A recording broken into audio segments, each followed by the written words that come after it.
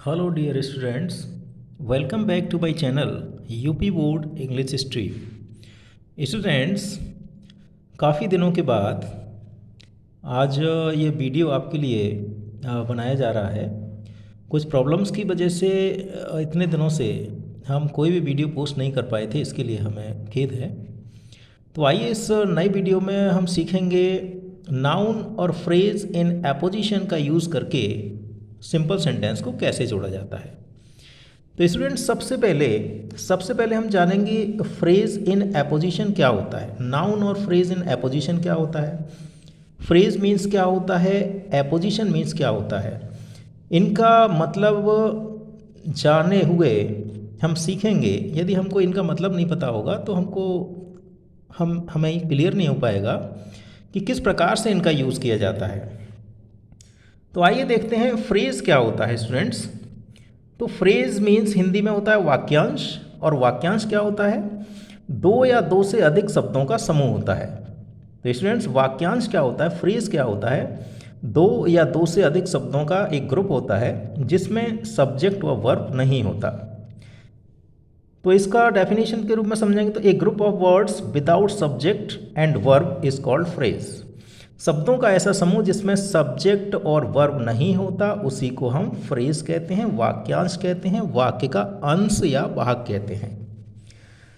और स्टूडेंट्स, इसका आइए एग्जाम्पल देखते हैं वाक्यांश का। जैसे लिखा है ए ग्रेट पोइट, ये क्या है, वाक्य का अंश है, ये वाक्यांश है, ये वाक्य नहीं है क्योंकि इसमें सब्जेक्ट नहीं है, वर्ब नहीं है। जिस शब्द समूह में सब्जेक्ट और वर्ब भी होते हैं उसको हम सेंटेंस कहते हैं, और जिसमें सब्जेक्ट और वर्ब नहीं होते हैं उसको हम फ्रेज कहते हैं। फ्रेज क्या होता है, ग्रुप ऑफ वर्ड्स होता है, शब्दों का समूह होता है। जैसे इसमें तीन शब्द हैं, ए ग्रेट पोइट। इसी तरह से the captain of A team, एक टीम का कप्तान, ये स्टूडेंट्स फ्रेज है। अ टॉल बॉय, एक लंबा लड़का, ये भी फ्रेज है। तो फ्रेज क्या होता है, ग्रुप ऑफ वर्ड्स होता है दैट हैज़ नो सब्जेक्ट और वर्ब। अब आइए देखते हैं एपोजिशन क्या होता है। एपोजिशन यहाँ लिखा है नाउन और फ्रेज इन एपोजिशन के द्वारा टू कंबाइन सिंपल सेंटेंसेस। तो इन एपोजिशन क्या होता है, एपोजिशन का मतलब स्टूडेंट्स होता है पास में, समीप में, निकट में, नज़दीक में, और इसका अंग्रेजी मीनिंग होता है नियर, साइड बाय साइड। तो देखिए इन एपोजिशन का इसमें डिटेल स्टडी करेंगे तो पहला पॉइंट क्या कहता है, इन एपोजिशन में उस नाउन या फ्रेज को रखते हैं जो वाक्य में प्रयोग होने वाले प्रॉपर नाउन की विस्तृत व्याख्या जानकारी देता है। तो स्टूडेंट्स, एपोजिशन में उस नाउन को रखा जाता है जो प्रॉपर नाउन की व्याख्या करता है, जानकारी देता है। पॉइंट नंबर 2 में देखेंगे, एपोजिशन में प्रयोग होने वाले नाउन या फ्रेज के आगे पीछे कॉमा लगाया जाता है। जो नाउन इन एपोजिशन में रखेंगे, प्रॉपर नाउन के समीप में, निकट में रखेंगे, उस एपोजिशन वाले नाउन के आगे और पीछे कॉमा का प्रयोग होता है। पॉइंट नंबर 3 में स्टूडेंट्स, पॉइंट नंबर 3 क्या कहता है, प्रॉपर नाउन और इन एपोजिशन वाला नाउन या फ्रेज से एक ही व्यक्ति या वस्तु का ज्ञान होता है। तो स्टूडेंट्स, जो प्रॉपर नाउन होता है और प्रॉपर नाउन की व्याख्या करने वाला अन्य नाउन या फ्रेज जो होता है जिसका प्रयोग एपोजिशन में किया जाता है, तो प्रॉपर नाउन और एपोजिशन में प्रयोग किए जाने वाले नाउन या फ्रेज से एक ही व्यक्ति या वस्तु का ज्ञान होता है, अलग अलग व्यक्तियों या वस्तुओं का ज्ञान नहीं होता। तो आइए इसके बाद इसको और डिटेल में समझते हैं। तो स्टूडेंट्स, अब हम इसका रूल देखेंगे। रूल, नाउन और फ्रेज इन एपोजिशन में किस प्रकार से प्रयोग किए जाते हैं। तो देखिए पहला रूल है, रूल क्या है, जब एक सिंपल सेंटेंस में आपको दो या दो से अधिक सिंपल सेंटेंस दिए हों तो एक सिंपल सेंटेंस में किसी प्रॉपर नाउन का वर्णन हो या प्रयोग हो और दूसरे सिंपल सेंटेंस में प्रॉपर नाउन की विस्तृत जानकारी व्याख्या करने वाले अन्य नाउन फ्रेज का प्रयोग हो। जब इस तरह के सिंपल सेंटेंस हो तो जानकारी या व्याख्या करने वाले अन्य नाउन या फ्रेज को प्रॉपर नाउन के पास आगे पीछे कोमा लगाकर इन एपोजिशन में प्रयोग कर दिया जाता है।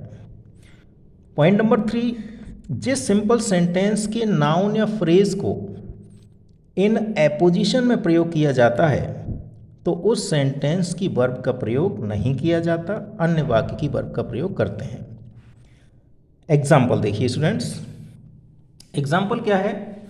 एग्जाम्पल हमारे पास एक सिंपल सेंटेंस है, Raman is very intelligent. Raman बहुत इंटेलिजेंट है, बहुत होशियार है। He is my best friend, वह मेरा पक्का मित्र है। तो देखिए स्टूडेंट्स, रमन क्या है? एक सिंपल सेंटेंस है ये, रमन इज़ वेरी इंटेलिजेंट। इसमें रमन प्रॉपर नाउन है और इस प्रॉपर नाउन की व्याख्या, विस्तृत जानकारी देने वाला अन्य नाउन जो है या फ्रेज है वो दूसरे सिंपल सेंटेंस में है। दूसरा सिंपल सेंटेंस है he is my best friend. तो यहाँ हम देखेंगे स्टूडेंट्स, माई बेस्ट फ्रेंड कौन है? रमन। रमन और बेस्ट फ्रेंड ये अलग अलग व्यक्ति ना होकर दोनों एक ही व्यक्ति हैं। तो यहाँ इस प्रॉपर नाउन की व्याख्या या जानकारी ये वाला फ्रेज माई बेस्ट फ्रेंड दे रहा है। किसके बारे में जानकारी दे रहा है? किसके बारे में व्याख्या कर रहा है? रमन की। तो रमन और माई बेस्ट फ्रेंड एक ही व्यक्ति हैं। तो क्या करेंगे, दूसरे वाक्य में जो माई फ्रेंड का यूज़ है, जो फ्रेज है, ये रमन की व्याख्या कर रहा है। तो व्याख्या या जानकारी देने वाले नाउन को या फ्रेज को इन एपोजिशन में प्रयोग कर दिया जाता है। किसके एपोजिशन में? इस प्रॉपर नाउन के एपोजिशन में। एपोजिशन मीन्स पास में, निकट में। तो देखिए एग्जाम्पल से क्लियर है।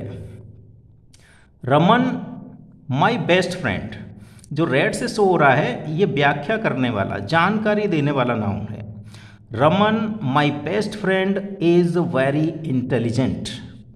मेरा मित्र, मेरा पक्का मित्र रमन बहुत बुद्धिमान है, होशियार है। तो यहाँ देखेंगे रमन क्या है? प्रॉपर नाउन है।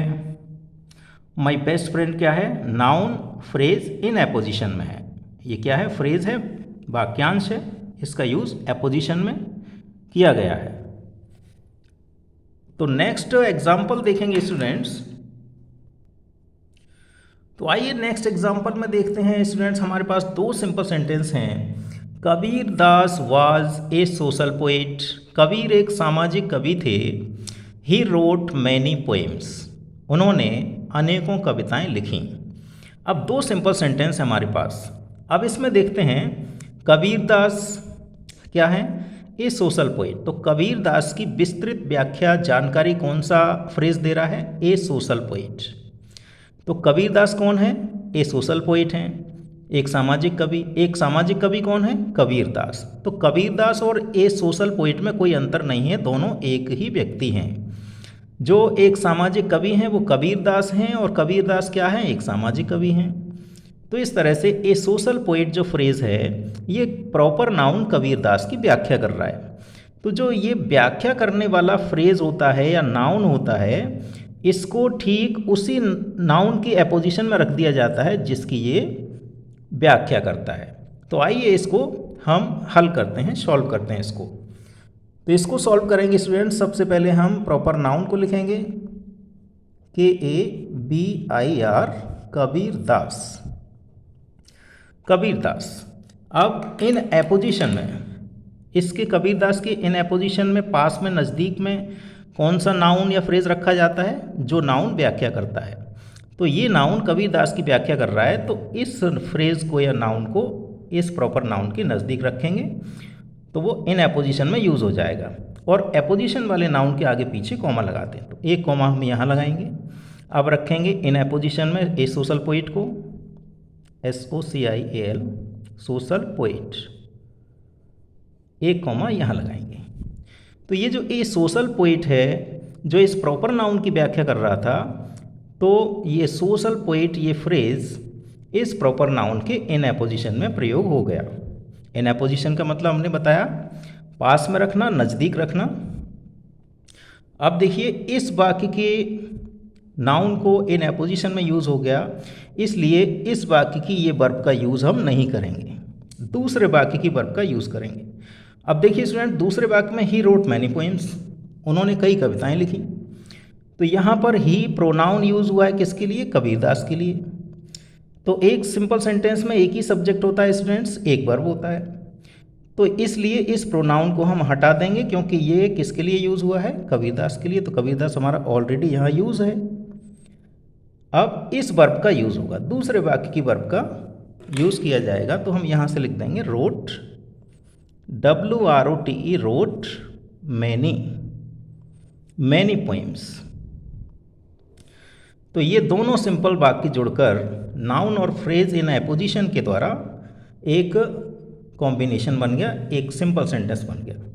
तो देखिए, Kabirdas a social poet wrote many poems.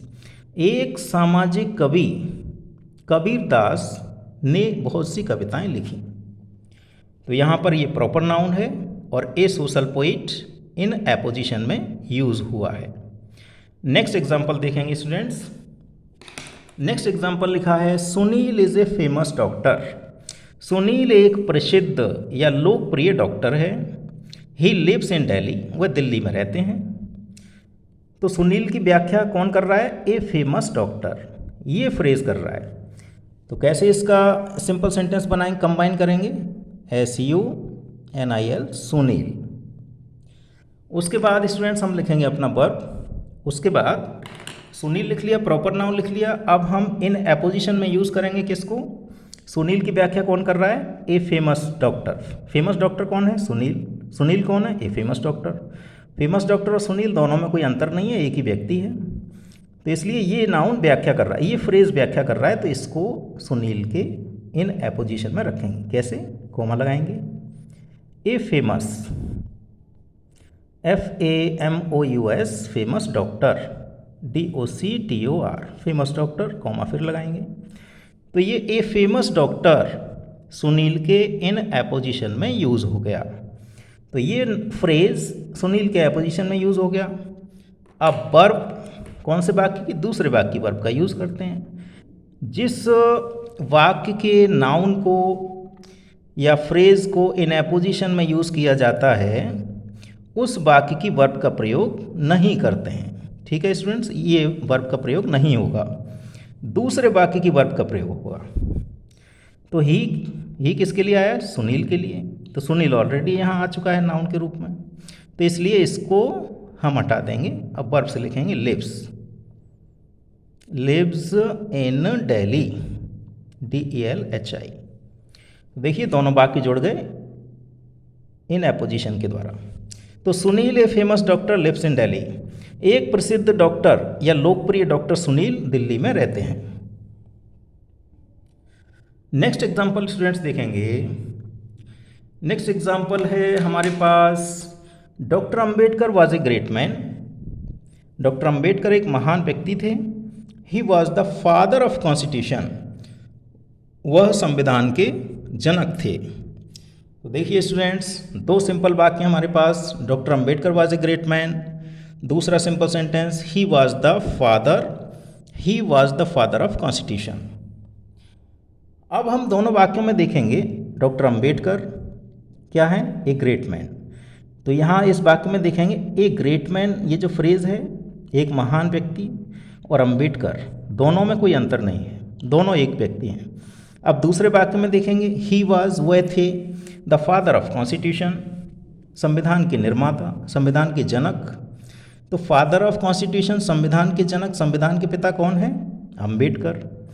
तो डॉक्टर अंबेडकर ए ग्रेट मैन और फादर ऑफ कॉन्स्टिट्यूशन अलग अलग व्यक्ति ना होकर एक ही व्यक्ति की जानकारी दे रहे हैं। तो कैसे करेंगे? डॉक्टर अंबेडकर प्रॉपर नाउन है, इनकी व्याख्या जानकारी देने वाले अन्य नाउन या फ्रेज क्या है? ए ग्रेट मैन और द फादर ऑफ कॉन्स्टिट्यूशन। तो व्याख्या करने वाले जब दो नाउन या फ्रेज होते हैं तो वाक्य हम दो तरह से बना सकते हैं। हम द फादर ऑफ कॉन्स्टिट्यूशन को भी इन एपोजिशन में रख सकते हैं और ग्रेट मैन को भी इस प्रॉपर नाउन के इन एपोजिशन में रख सकते हैं। आइए देखते हैं कैसे रखेंगे। तो यहाँ लिखेंगे डॉक्टर अंबेडकर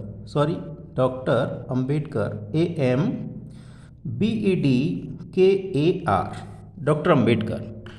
अब इन एपोजिशन में हम इसको रखेंगे ए ग्रेट मैन, ए ग्रेट मैन। ठीक है स्टूडेंट्स, उसके बाद तो इस वाक्य के फ्रेज को हमने इन एपोजिशन में यूज़ किया है, इसलिए इस वर्ब का यूज़ नहीं करेंगे, इस वर्ब का यूज़ करेंगे। अब ही वाज, ही किसके लिए आया? डॉक्टर अंबेडकर के लिए, तो ही को यहाँ से हटा देंगे। क्योंकि डॉक्टर अंबेडकर के लिए आया तो यहाँ ऑलरेडी रखे हुए हैं। अब उसके बाद वाज, दूसरे वाक्य की वर्ब का प्रयोग होगा। Was the father of constitution, constitution. तो इस तरह से स्टूडेंट्स एक ग्रेट मैन को इन पोजीशन में रखकर इस तरह से हो गया, doctor Ambedkar a great man was the father of constitution. एक महान व्यक्ति डॉक्टर अंबेडकर संविधान के जनक थे। अब देखिए दूसरे वाक्य में द फादर ऑफ कॉन्स्टिट्यूशन को हम इन एपोजिशन में रखकर सेंटेंस बनाएंगे। देखिए कैसे बनाएंगे। फिर हम लिखेंगे दोबारा से doctor Ambedkar, AMBEDKAR, doctor Ambedkar. अब स्टूडेंट्स इन एपोजिशन में डॉक्टर अंबेडकर की व्याख्या करने वाला दूसरा फ्रेज क्या है हमारे पास, द फादर ऑफ कॉन्स्टिट्यूशन। अब इन एपोजिशन में हम इसको रख सकते हैं। देखिए the father, FATHER, father of constitution, constitution TION, father of constitution comma. तो अब ये वाला फ्रेज हमने इन एपोजिशन में यूज़ कर दिया, तो अब इस वाक्य की वर्ब का यूज़ नहीं होगा, इस वाले वाक्य की वर्ब का यूज़ होगा। तो कैसे लिखेंगे, was, was, was a great, was a great man. इस तरह से भी कर सकते हैं। तो यदि व्याख्या करने, प्रॉपर नाउन की व्याख्या करने वाले हमारे पास दो नाउन, दोनों वाक्यों में नाउन फ्रेज होते हैं, तो दोनों वाक्यों के नाउन फ्रेज को हम इन एपोजिशन में यूज़ कर सकते हैं। तो इस प्रकार से दो हमारे पास व्याख्या करने वाले नाउन फ्रेज थे, तो दो तरह से हमारा वाक्य बन जाता है। नेक्स्ट एंड लास्ट एग्जाम्पल देखते हैं स्टूडेंट्स। लास्ट एग्जाम्पल क्या है हमारा, किरण इज़ वेरी टॉल, किरण बहुत लंबी है, सी इज़ अवर क्लास टीचर, वह हमारी कक्षा अध्यापिका हैं। तो किरण की व्याख्या करने वाला इस वाक्य में तो नहीं है, वेरी टॉल, यहाँ तो इनका गुण बताया जा रहा है, इनका क्वालिटी बताया जा रहा है कि किरण कैसी है, वेरी टॉल हैं। लेकिन इस वाले वाक्य में सी इज़ अवर क्लास टीचर, यहाँ किरण की व्याख्या की जा रही है, जानकारी दी जा रही है कि किरण क्या है, हमारी कक्षा अध्यापिका हैं। तो अवर क्लास टीचर, इसको हम इन एपोजिशन में यूज़ करेंगे। कैसे करते हैं स्टूडेंट्स, सबसे पहले हम लिखते हैं प्रॉपर नाउन को, किरण, पहले प्रॉपर नाउन को लिखा जाता है, उसके बाद प्रॉपर नाउन की व्याख्या करने वाले नाउन फ्रेज को इन एपोजिशन में कोमा लगाकर रखा जाता है। तो किरण की व्याख्या किसके द्वारा की जा रही है, अवर class teacher, our class teacher, TEACHER।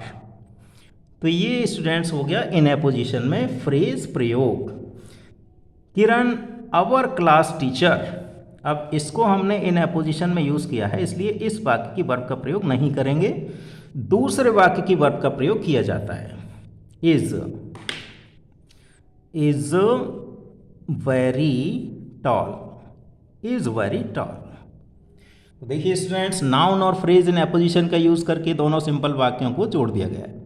Kiran our class teacher is very tall, तो हमारी कक्षा अध्यापिका किरण बहुत लंबी हैं। तो स्टूडेंट्स, मैं समझता हूँ आपको अच्छे से समझ में आया होगा कि नाउन और फ्रेज इन एपोजिशन के प्रयोग द्वारा दो सिंपल सेंटेंस को किस प्रकार से जोड़ा जाता है। तो thank you students for watching my channel.